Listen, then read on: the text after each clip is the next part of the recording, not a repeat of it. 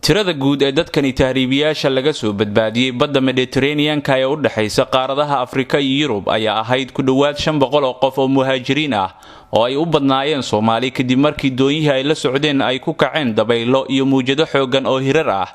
ciidamada badda Malta, kuwa Mareykanka ee ku sugan badda Mediterranean-ka iyo kuwa Talyaaniga ayaa si wadajir ah uga qayb galay gurmadka badbaadinta loo sameeyay muhaajiriintan oo qayladaan xoogan soo dirayay si ay u helaan samabixin kadib markii ay ka luntay jihadii ay ku safrayeen biyana ay ugu soo galeen doonyihii ay ku safrayeen oo ka samaysnaa balastiko.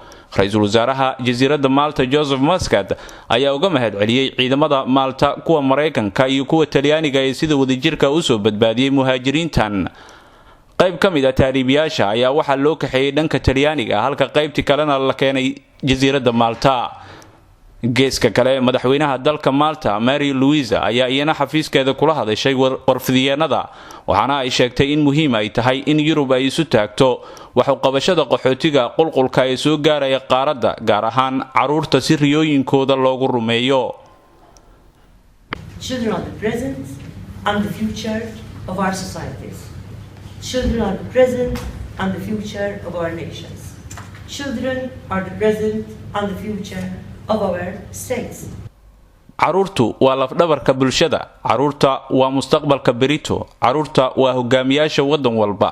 sidaa darteed waxay naga mudan yihiin caruurta muhaajiriinta ah in aanu la rumayno riyooyinkooda. sanadkan 2014 oo kaliya waxaa ku dhintay badda Mediterranean-ka in ka badan 100 qof oo tahriibiyaal Soomaali ah kuwaasi oo doonyo tahriib ah ka soo raacay dalka Liibiya kula degtay badda. waxaana ilaa iminka la laayahay dad ka badan 180 qof oo Soomaali ah kuwaas oo markii ugu dambeysay doon tahriib iyagu soo raacay. qaar ka mid ah dhalinyarada tahriibta ku soo gashay Malta ayaa ugu baaqaya dhalinyarada kale ee Soomaaliyeed inaysan naftooda ku soo haligin badda iyo saxaraha si ay u soo gaaraan Yurub. bismillahir rahmaanir rahiim. magacaygu waa Maxamed Cabdiqaadir Maxamed. waxaan ku suganahay Jasiiradda Malta. waxaan ka mid ahay dhalinyarta ku soo gashay tahriibta. runaantii waxaan halkan aad iyo aad uga digayaa ama uga wacyigelinayaa dhalinyarta Soomaaliyeed oo meelo fara badan ku dhibaataysan sida Liibiya iyo saxaraha iyo badda.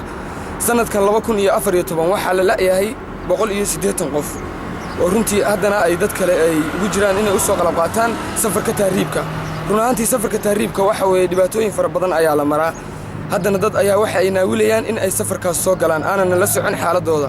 waxaan halkan ka wacyigelinayaa dadka damacsan in ay safarkaas soo galaan.